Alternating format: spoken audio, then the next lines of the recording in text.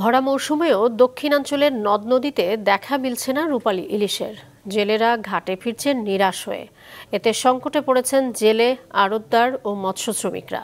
বরিশাল থেকে staff reporter Giasuddin সুমনের তথ্য ছবিতে ডেস্ক রিপোর্ট।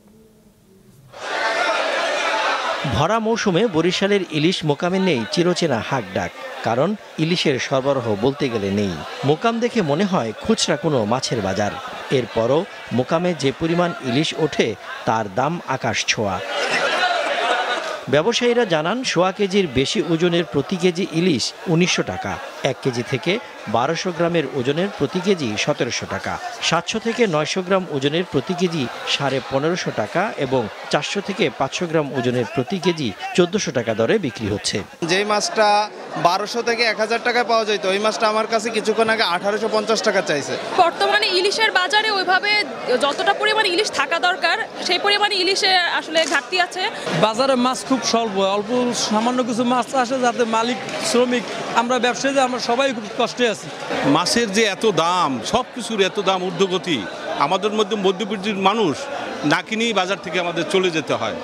মৌসুমের এ সময়ে প্রতিদিন ৩.৫ থেকে ৪,০০০ মণ ইলিশ এ ঘাটে সরবরাহ হতো, কিন্তু এখন প্রায় ইলিশ শূন্য বরিশাল ইলিশ মোকাম।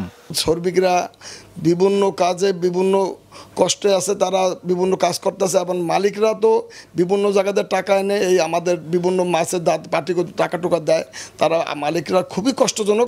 5 স্টার রেটিং প্রাপ্ত বিএলডিসি টেকনোলজির Walton super saver ceiling fan 65% পর্যন্ত বিদ্যুৎ বিল সাশ্রয় করে আপনাকে রাখে প্রশান্তিতে।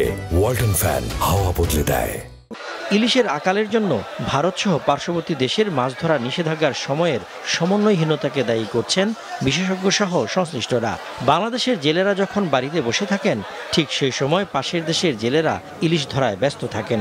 তাই ইলিশ উৎপাদক দেশগুলোকে বিজ্ঞানসম্মতভাবে একাট্টা হয়ে একই দিনক্ষণে ইলিশ ধরা বন্ধ রাখার দাবি বাংলাদেশি জেলেদের। যখন ৬৫ দিনের একটা অভিযান থাকে সাগরে, তখন বাংলাদেশের জেলেরা ওই সাগরে যাইতে পারে না মাছ ধরার জন্য।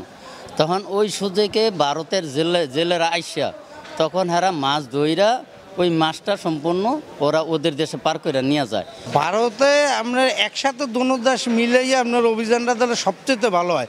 মূলত এখন বর্ষাকালটা আষাঢ় শ্রাবণ থেকে সরে গিয়ে জুলাই, আগস্ট, সেপ্টেম্বর এই ৩ মাস মূলত বৃষ্টি বেশি হয়ে থাকে এবং ইলিশের আগমন এবং বাজারে প্রাচুর্যতা বৃষ্টির সাথে সাথে আমরা এটা লক্ষণীয় আমরা দেখেছি। বৃষ্টি শুরু হলেই এবং বৃষ্টির প্রাচুর্যতা বাড়লেই নদ নদীতে ইলিশের আগমনও ঘটবে এবং বাজারে ইলিশের প্রাচুর্যতা আমরা লক্ষ্য করব। এর পাশাপাশি কম বৃষ্টিপাত ও নদী দূষণও ইলিশের আকালের জন্য দায়ী বলে মনে করেন বিশেষজ্ঞরা। মাছরাঙা নিউজ ডেস্ক।